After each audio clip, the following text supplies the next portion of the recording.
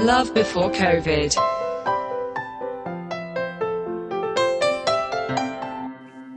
Part 1. Conditional love. Joe has been in a relationship with Janet for 3 years. Joe is attracted to Janet because she is beautiful, charming, interesting, intelligent, creative, courageous, funny, and a great flirt. Janet is crazy about Joe for similar reasons. They have great conversations together. Joe thinks Janet is an amazing lover and has more fun with her than he has had with any other person in his entire life. Janet shares all of Joe's important religious and political views.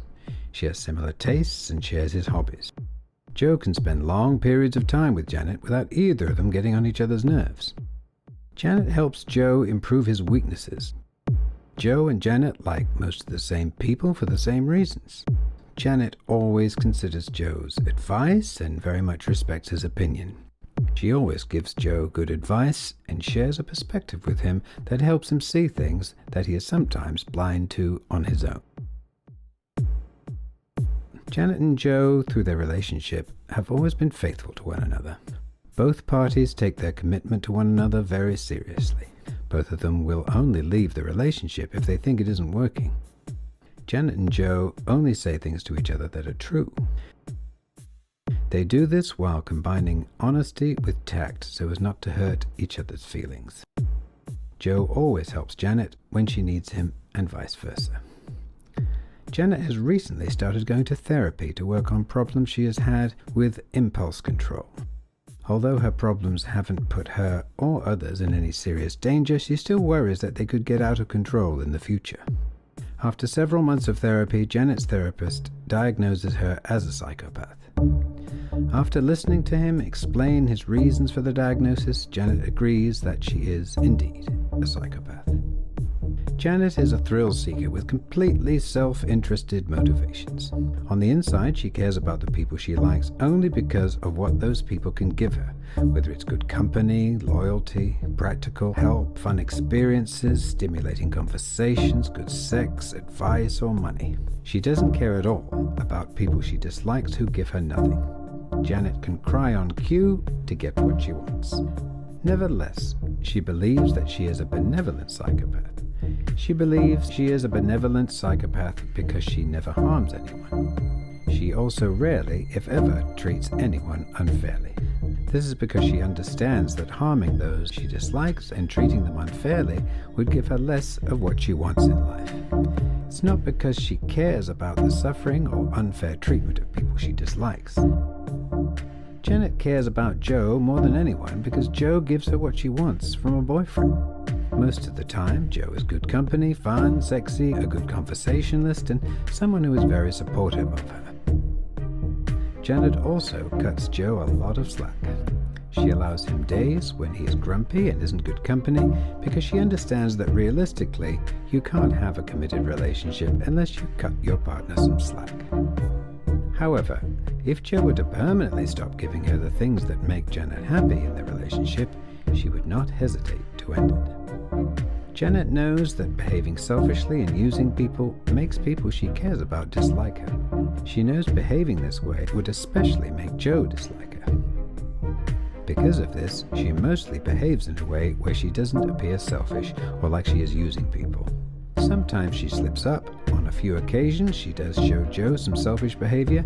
However, the amount of selfish behavior she shows Joe is comparable to the amount of selfish behavior he shows her. He is the psychopath. Nonetheless, when Joe finds out about Janet's diagnosis, he decides to break up with her. Despite the fact that he loves her intensely, he can't bear the thought of being in a relationship with a psychopath.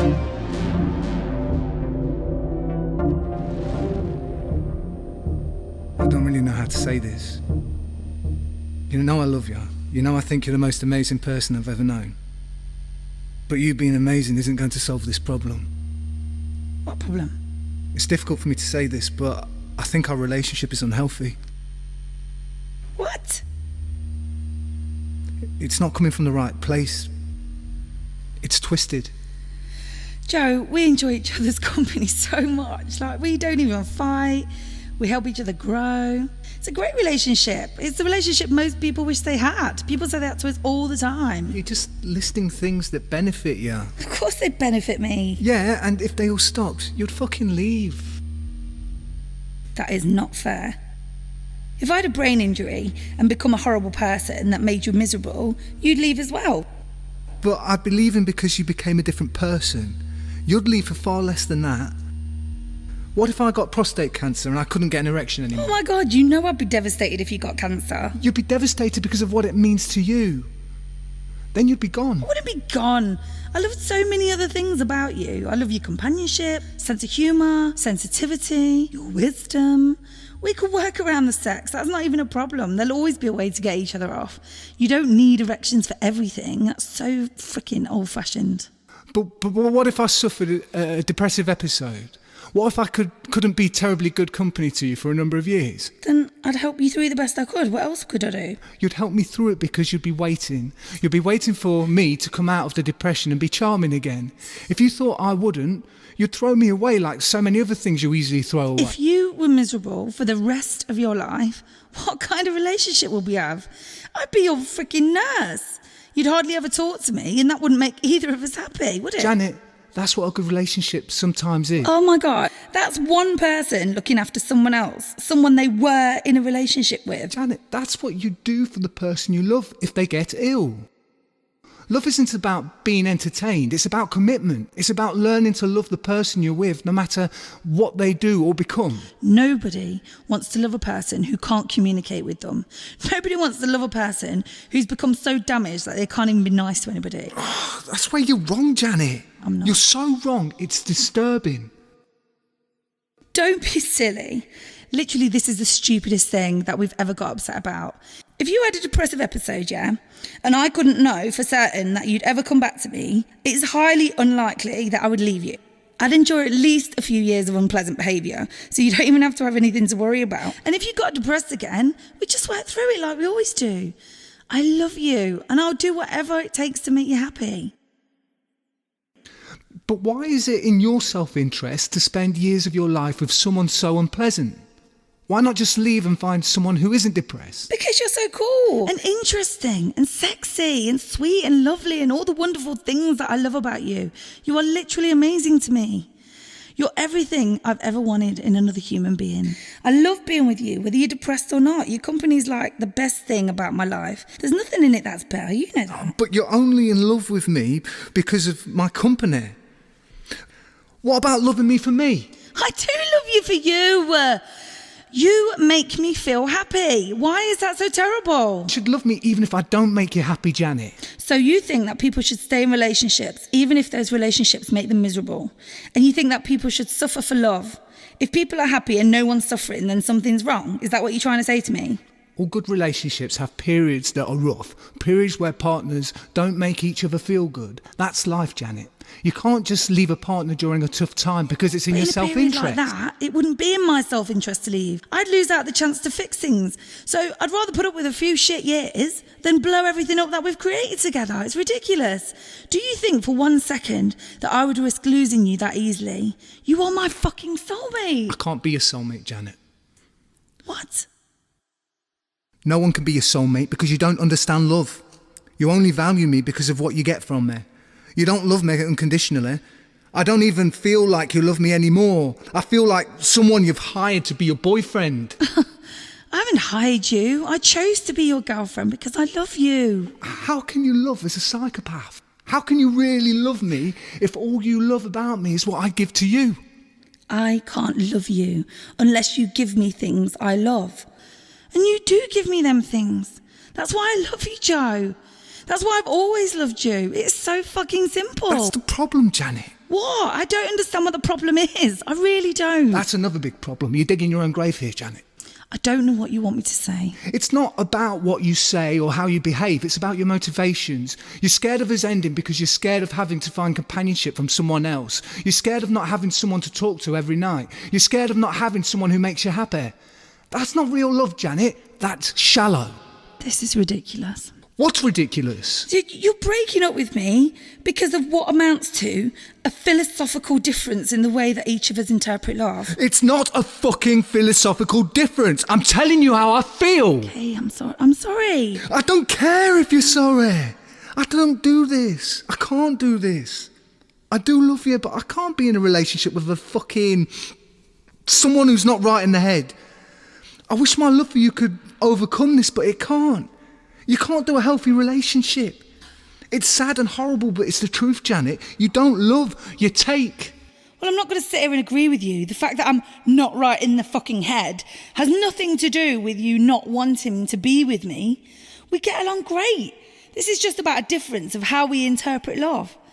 It's a difference that doesn't even matter, Joe. Think about it. Think about all the conversations and the cuddles and the joy and the fun that we've had and the help and the trust and the admiration and respect and support that happens every single day.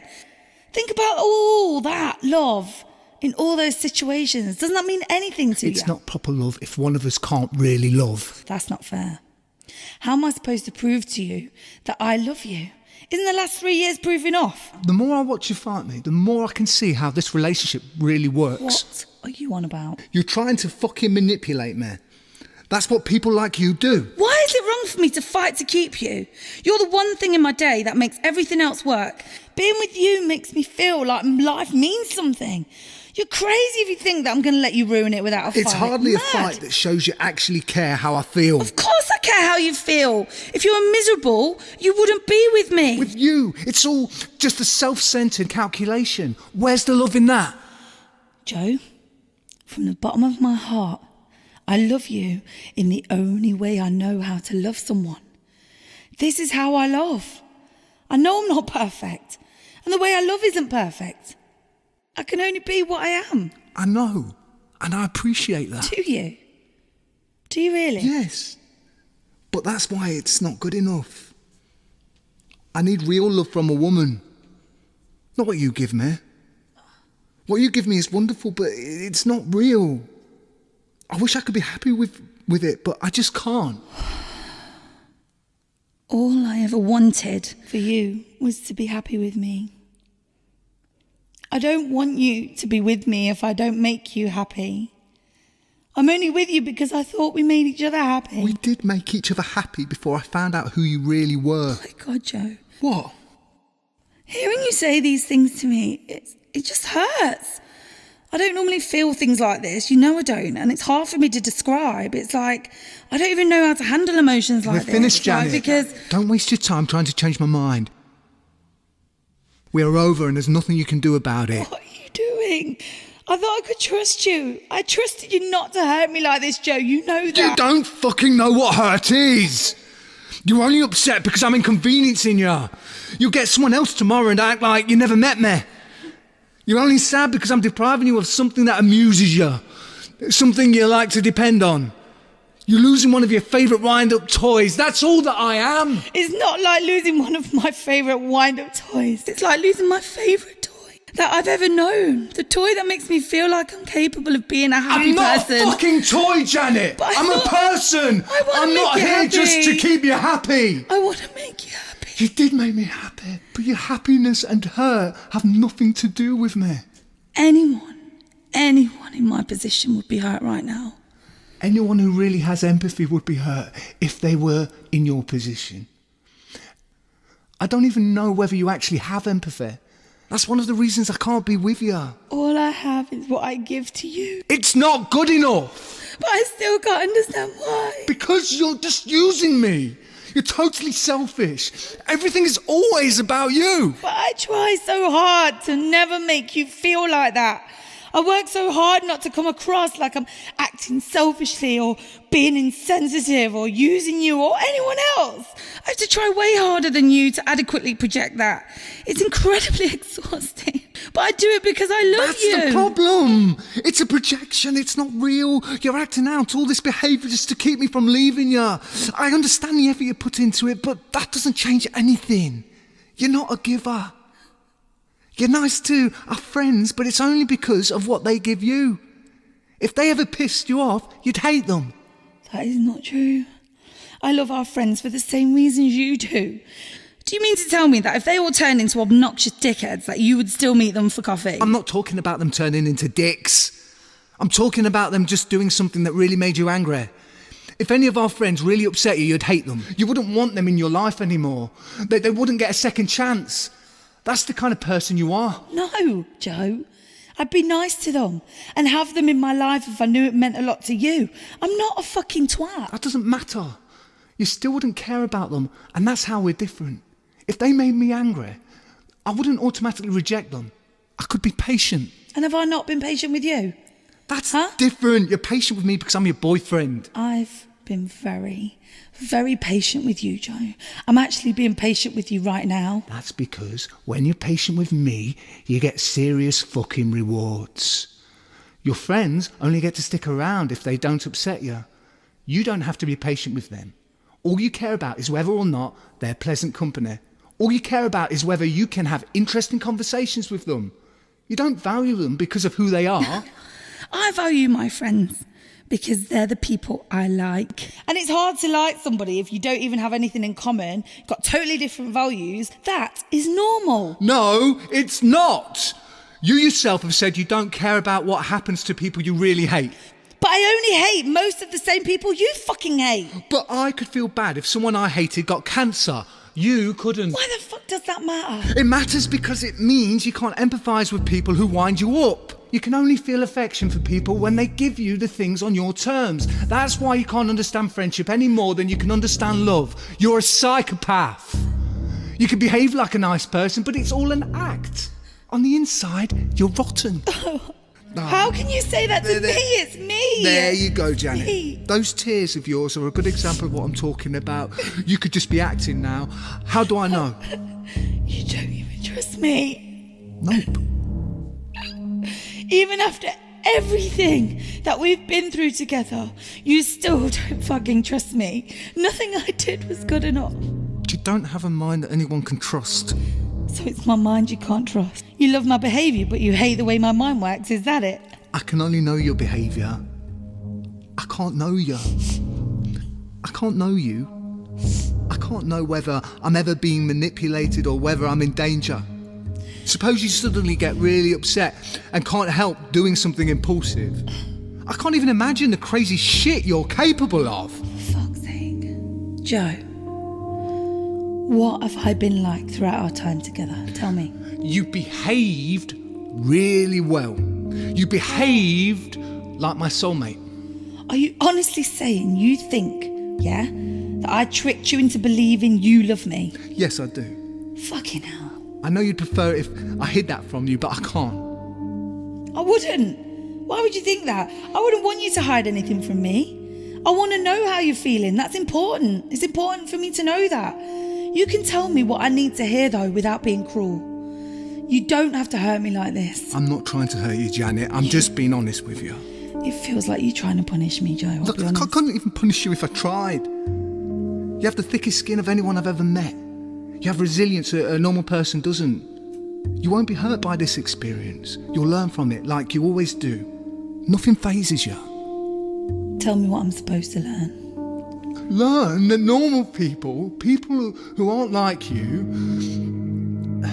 we are incredibly imperfect. I'm not better than you just because of your diagnosis. I'm horrible on the inside too. It's not as if I'm a wonderful person and you're a monster. I'm not a good boyfriend for anyone. When you realise that, you'll move on and be happy. I'm too damaged. Why can't you try and be better?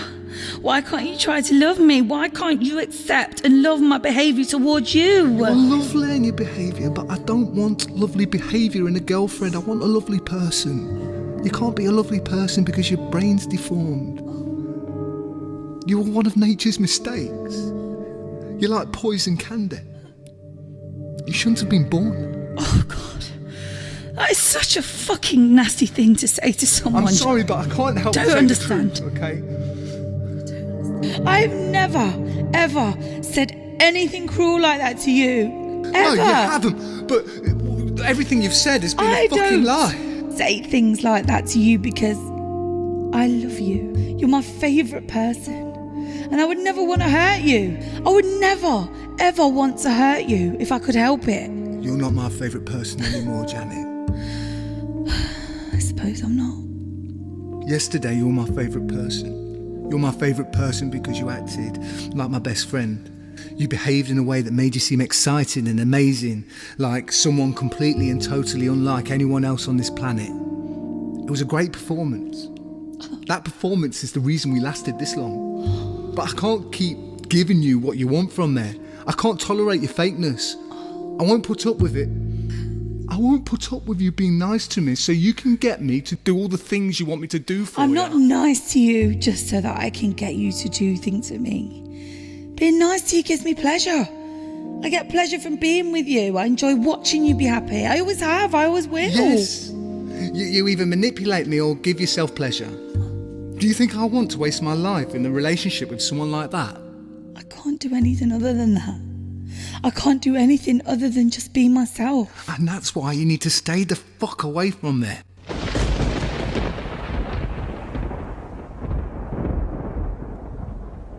Joe breaks up with Janet.